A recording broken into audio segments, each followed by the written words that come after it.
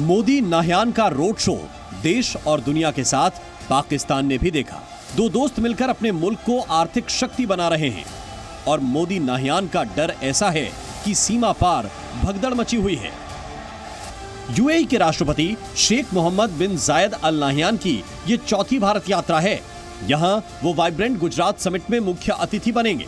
यानी यूएई के राष्ट्रपति भारत में निवेश बढ़ाने के कार्यक्रम में शामिल हो रहे हैं और पाकिस्तानी ये सोच सोचकर परेशान हैं कि आखिर यूएई की सरकार उन्हें भाव क्यों नहीं दे रही। भारत यूएई के संबंध मोदी नाहयान के दौर में अपनी ऊंचाई पर पहुंचे हैं, पर गुजरात की तस्वीरें सीमा पार पाकिस्तान में जलन बढ़ने की वजह बन रही हैं। पाकिस्तान के एक्सपर्ट्स और पब्लिक दोनों ही भारत यूएई के करीबी संबंधों को नापसंद करते हैं।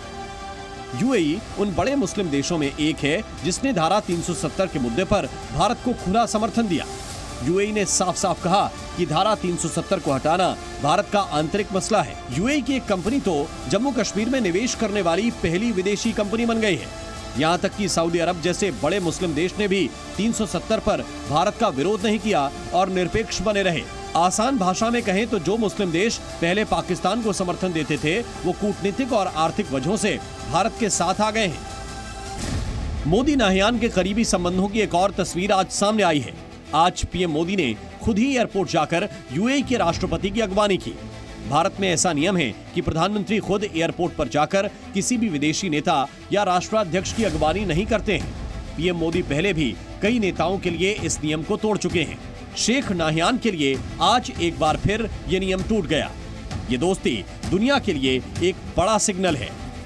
एक तरफ भारत यूएई के संबंध हैं जो बराबरी के स्तर पर हैं, दूसरी तरफ पाकिस्तान है जो हमेशा मजहबी कार्ड इस्तेमाल करके यूएई जैसे देशों से कर्ज लेता रहता है। पाकिस्तान को दुख देने वाली एक और खबर यह है कि यूएई की सरकार भारत में $50 बिलियन का निवेश कर सकती है। भारत दुनिया में सबसे तेजी से बढ़ने वाली बड़ी अर्थव्यवस्था है और इस निवेश पर जल्द ही बड़ी खबर आ सकती है। पाकिस्तान के वजीर आजम इतनी बार यूएई से पैसा मांग चुके हैं कि उनकी रही सही इज्जत भी खत्म हो गई है। पाकिस्तान के पूर्व पीएम शहबाज शरीफ ने तो कर्ज मांगने को लेकर अपनी शर्मिंदगी का खुलेआम इजहार किया था। इस समय भारत पाकिस्तान सीमा पर एक युद्धाभ्यास चल रहा है। इसमें भारत और यूएई की सेना मिलकर सैन्य रणनीति पर काम कर रही है। दोनों देशों के सैनिक एक साथ मिलकर मुकाबले की तैयारी कर रहे हैं और इन तस्वीरों में पाकिस्तान को अपनी हार दिख रही है। कुल मिलाकर मोदी नाहयान साथ हैं, जबकि पाकिस्तान दुनिया से खैरात मांग रहा है।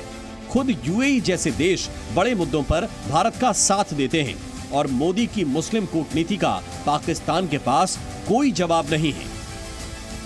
ब्यूरो रिपोर्ट, जी मीडिया।